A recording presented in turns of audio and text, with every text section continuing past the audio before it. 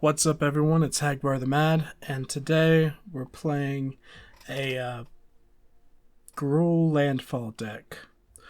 So the basic premise of this deck is that we want to get out Moraug, which is a cool new legendary Minotaur mythic that came with Zendikar Rising.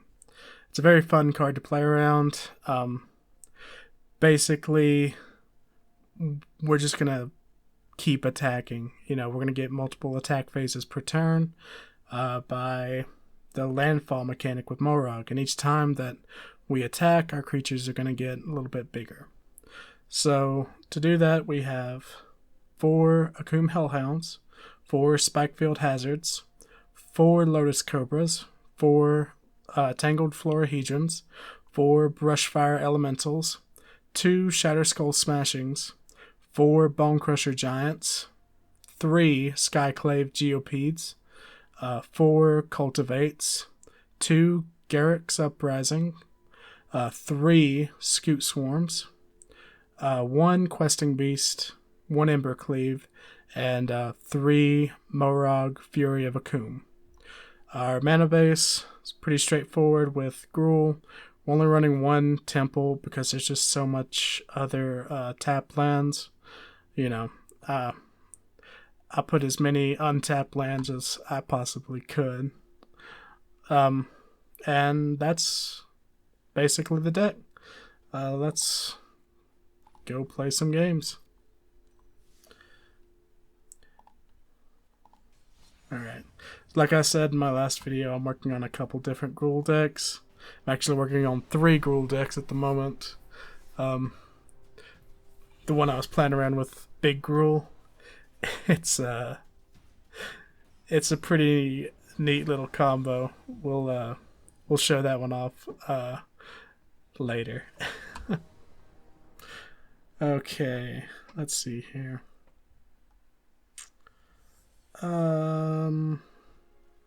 This isn't great. I'm gonna mulligan. Okay, this is a bit better. We will drop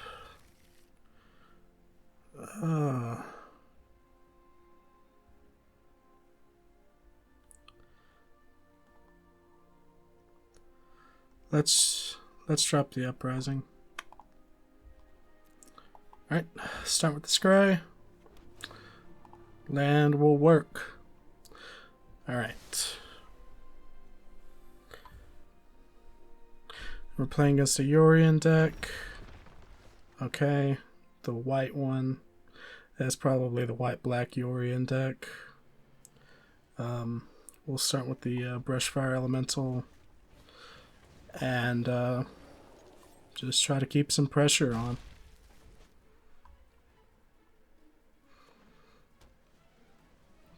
Oh. Yep, Charming Prince.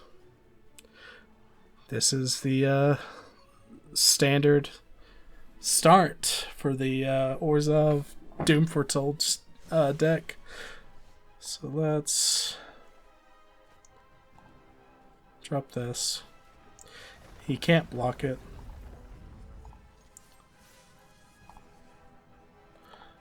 And yep. Say go.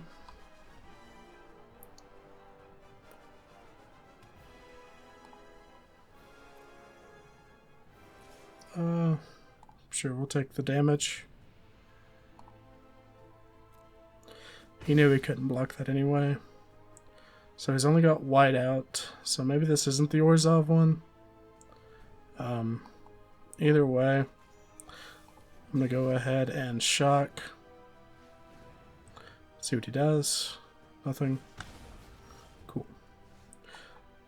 Let's drop this. We're going for as much damage as we can do right now.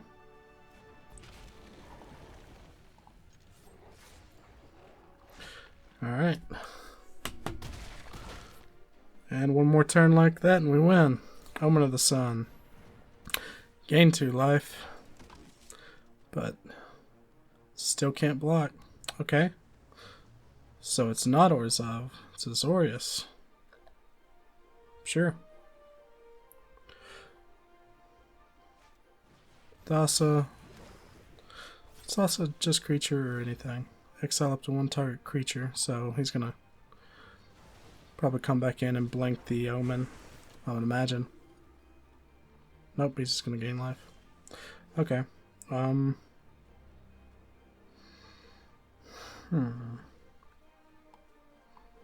play the Hound. The Bonecrusher. We may very well just be playing straight into a board wipe, but at least he has to do it.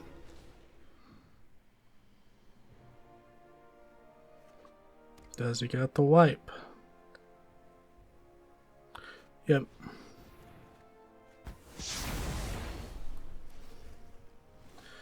Alright, cool. And we won't play any of that because it'll be lethal if he doesn't play anything to block.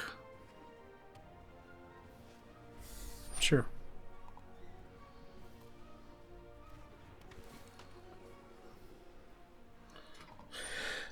Sure.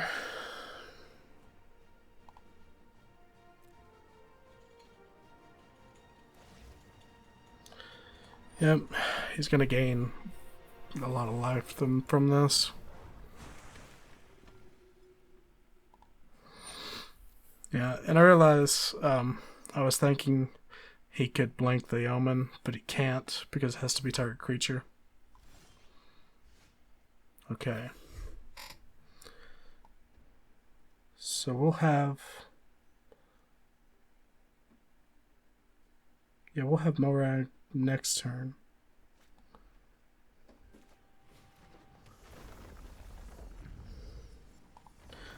Which essentially means...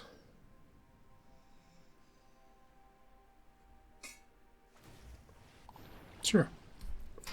You got it.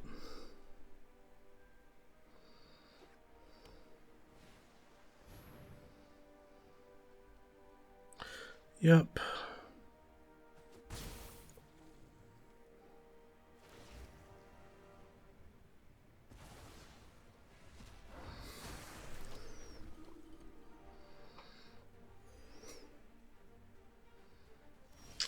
Okay. So we dropped the Moraug, whatever.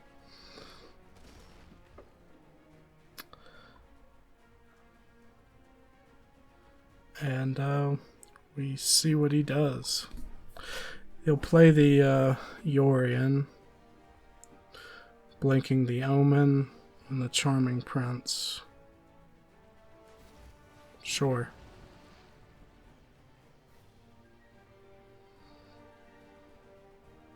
That was, I guess, mana efficient way of making sure he can attack.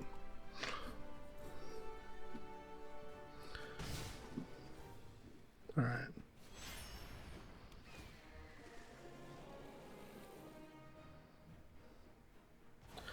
You got it.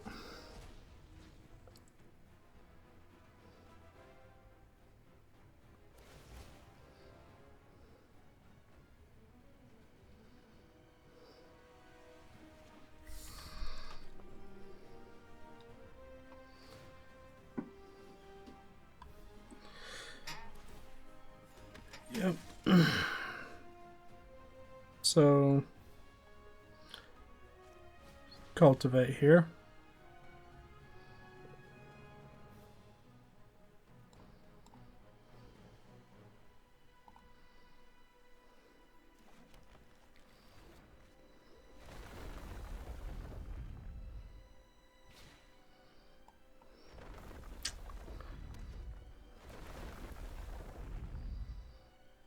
We're going to put a bunch of these Moraug triggers on the stack. And we're just going to hope that he doesn't have a Brazen Borrower. Just going to hope.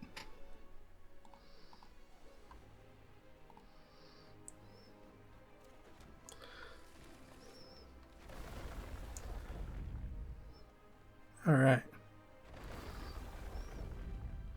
So, yeah.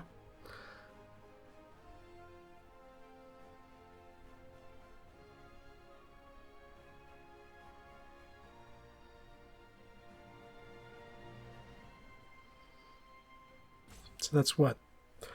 3 combat steps?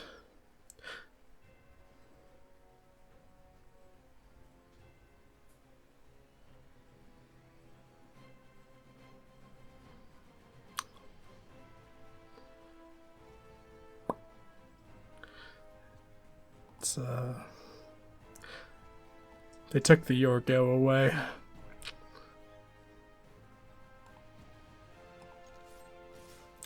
Alright.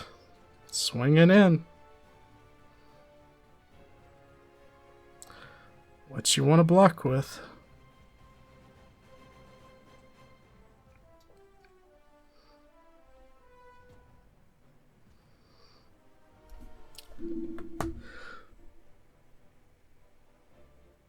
I think he's just roping us.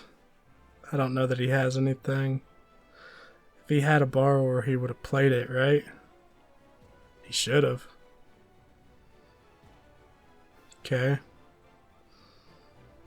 Timeout used. Okay. This is why he should have left that Thassamena open. It wouldn't really have helped because Moraug would have untapped it anyway. But, would have been at least 7 damage. It would have saved him.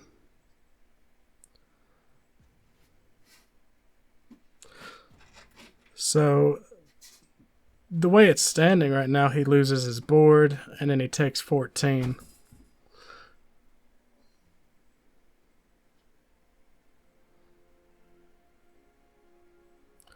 Unless he just doesn't block. Okay. You're in first, Prince second. I don't know that that was the play because that's still 21. Okay.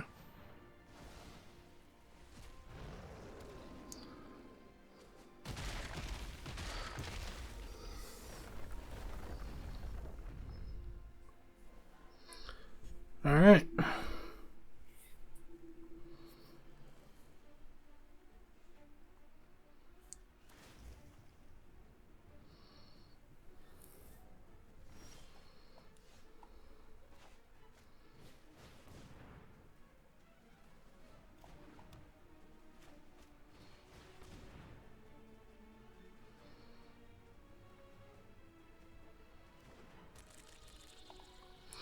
We'll be patient with our land.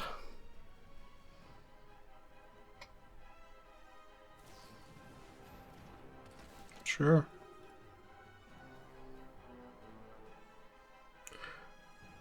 Okay, yeah. He had to target there, I think, but he declined the action because that would have made any sense.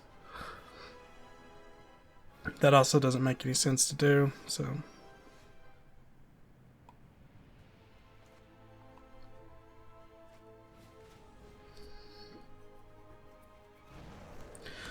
We're still kind of looking for something better.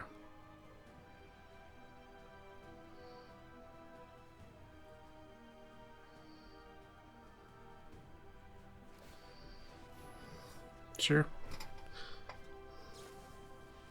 Yep. He's gonna find whatever he needs.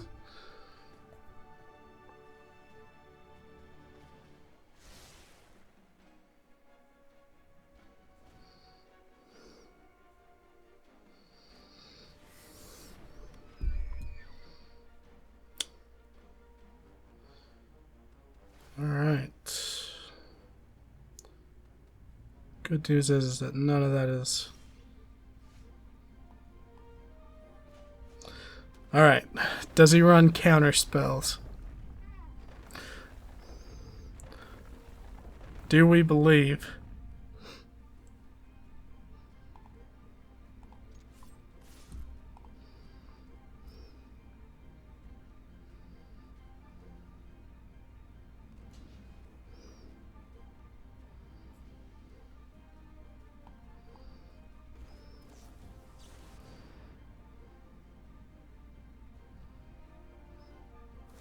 Yep, he runs counter spells. Oh well, boys. I think that's probably gonna be it for this game. He's pretty much got us. We're just top decking at this point.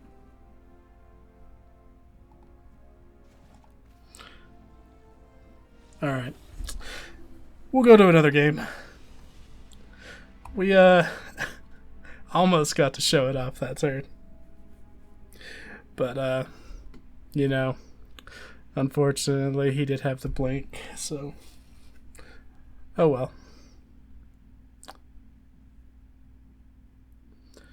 But yeah, this is a pretty it's a pretty fun deck. It's a little janky. The wins are obviously very satisfying, you know, especially against some of the more meta decks, because this deck kind of wins just out of nowhere a lot of the times. Okay. No. Better. We will drop...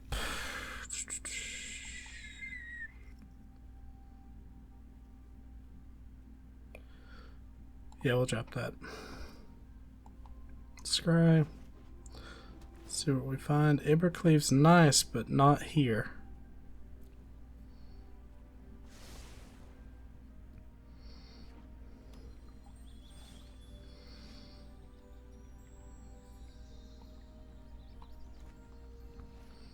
Okay.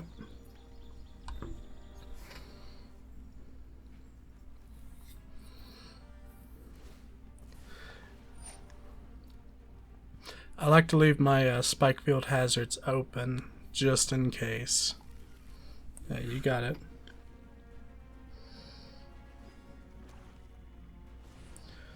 Okay.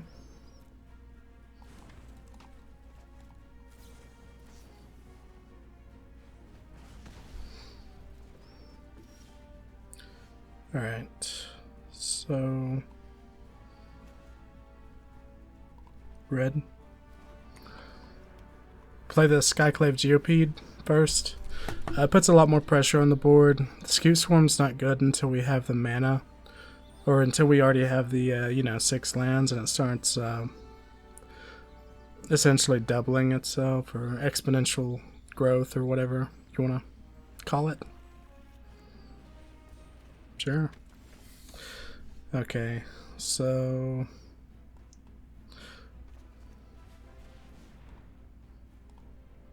one of each.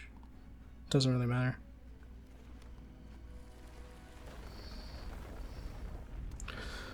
Let's see here. He won't block that. He doesn't need the 1 life more that he needs an Edgewall Innkeeper. Sure. Got it.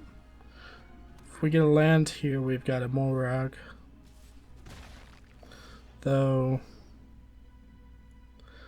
I guess it's actually probably better to play the Swarm, the Cobra,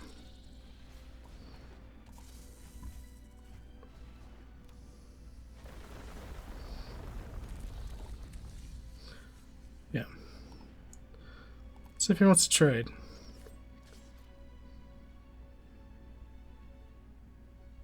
Sure.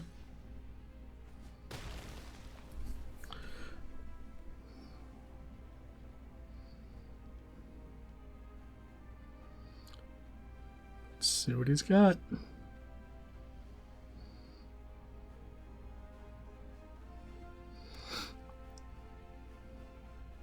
So if he plays an extinction event, he's got to do it for odd for the Scute Swarms. And if he doesn't, then he does it for even and takes the Cobra. It's kind of a call on what we have in our hand. Oh, or he can just play Rankle. Sure. Now he can make a sacrifice. We obviously ditched the token. Just like he's gonna ditch the token, I imagine. Good. We needed that. Okay.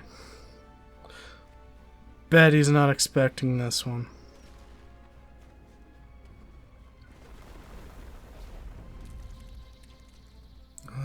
green. So we can play the Brushfire. And let's send the boys.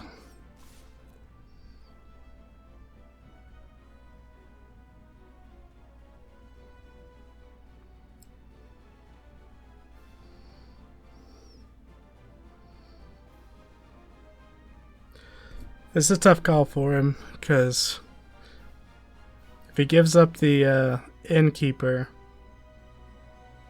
he still takes 5 damage, takes 7 otherwise, and then he's basically just got to hope. I mean, he's still only on 1 green. That card draw can save him a lot. Personally, I think it would be better to wait until next turn. That's why I attacked. I didn't think he'd take anything, but you know, I do see him potentially. Okay, I would have went with the Cobra. I tend to not care too much for the Scute Swarms once they've already started. Now he may hit the. Nope. I was gonna say he may hit the extinction event here.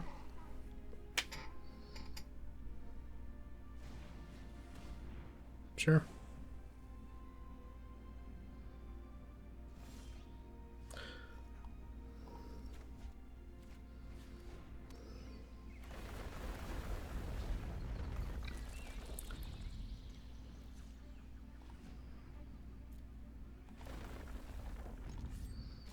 All right. What you got?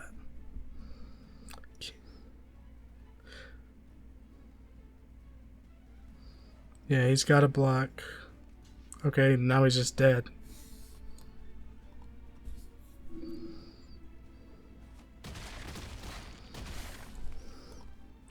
GG. Alright, well, let's play one more. Now, I am kind of getting ahead of myself, and I keep playing those lands on my first main phase. It is, I guess, technically better to wait to the second main phase. It kind of just depends on the position you find yourself in. Like there, I don't know, it felt better to actually do it on the first. What do we get? Sure. Alright. Game 3. This will probably be the last one for this video. But yeah, this deck's pretty fun. The Moraug, he's just a fun card to build around. That's why I built that big Gruul deck. He's part of that too. And just putting a lot of pressure out on the battlefield is just, you know, that's what Gruul does. Let's see here.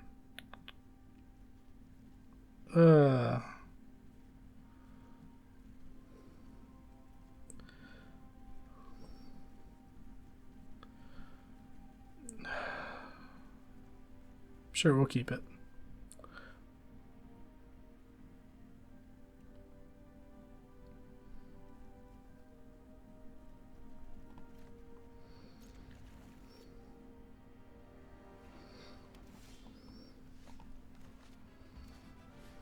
Alright. Depending on what he drops, we may drop a Brushfire Elemental. Probably what we do here is actually just hold up a shock.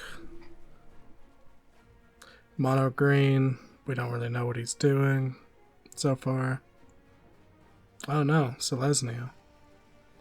Citizen Champion. Uh-oh.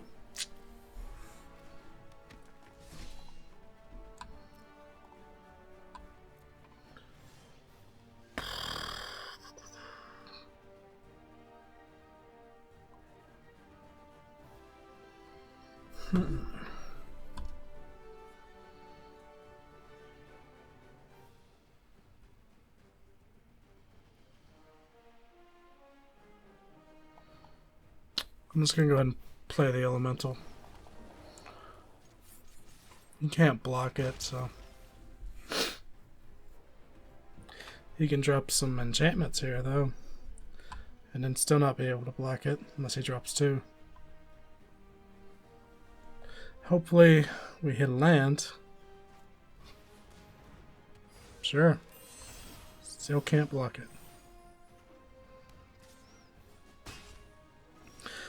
It's not a land.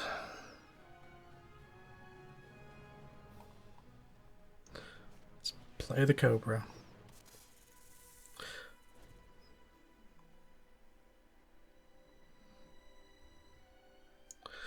Alright. You know, sometimes the shuffler just kind of screws with you. I obviously shouldn't have kept that 1. Yeah, that makes a lot of sense.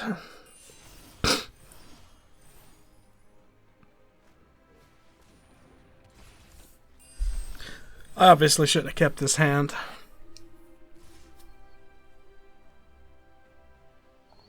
No blocks.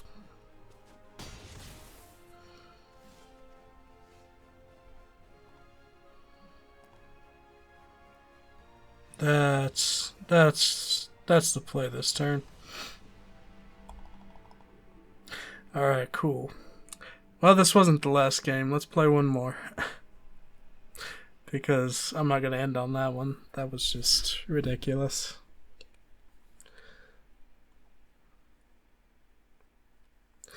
Alright. One more. Let's try to keep a reasonable hand this time. I mean, it is also kind of my fault with the deck, because I do run way below average because the Zendikar lands just... We don't have any green, but we have mostly red. I believe we'll draw into green. Famous last words.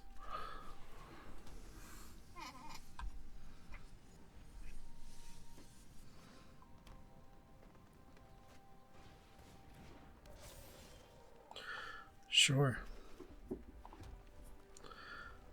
For a creature with a 1/1 counter becomes target, you make a green insect. Okay.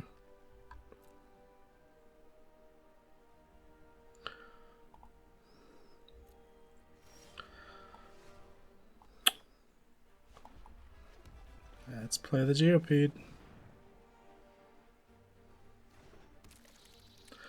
Does he have a removal spell that green has plenty of right now? Okay, or Wildborn Preserve.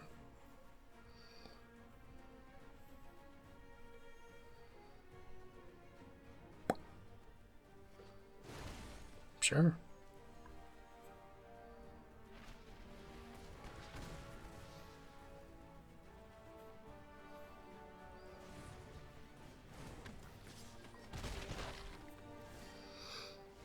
I'm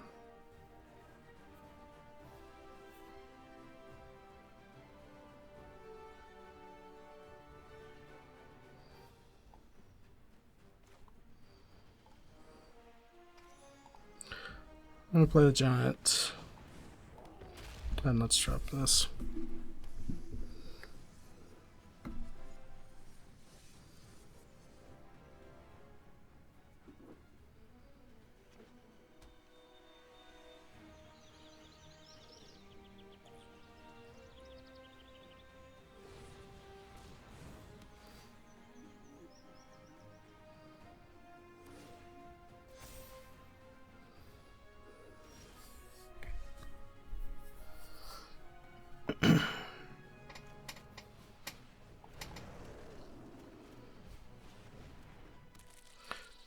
No attacks. One day we'll get this green mana and they'll be so surprised that I don't even know what. Maybe they'll even play a red mana and we'll be surprised.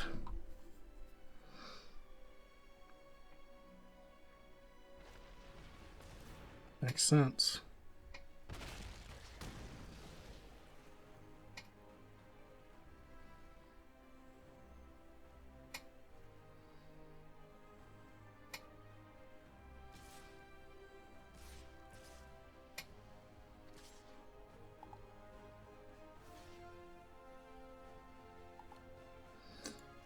8, 10. How much does that one green spell cost that doubles? I think it's 3.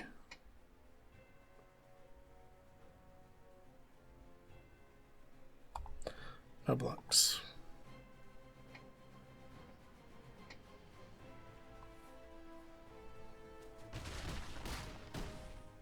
Sure.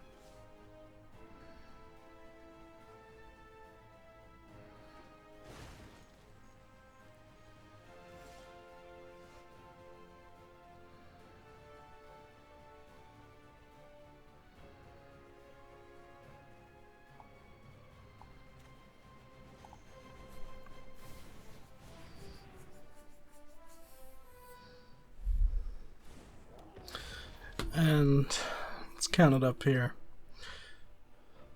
8, 10 again. We can block good amount of it.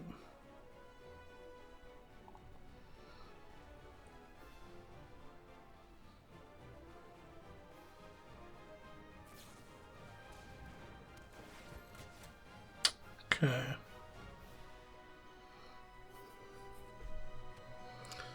So that's 12 on the board. Let's see how he wants to send it in.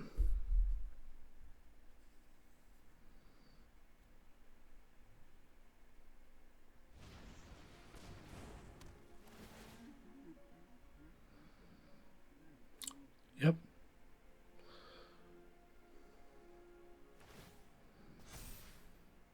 Put them both up to 4.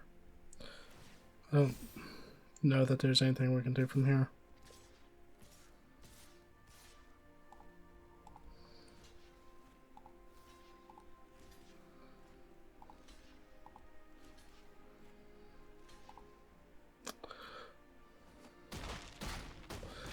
We're at 5. No. Concede.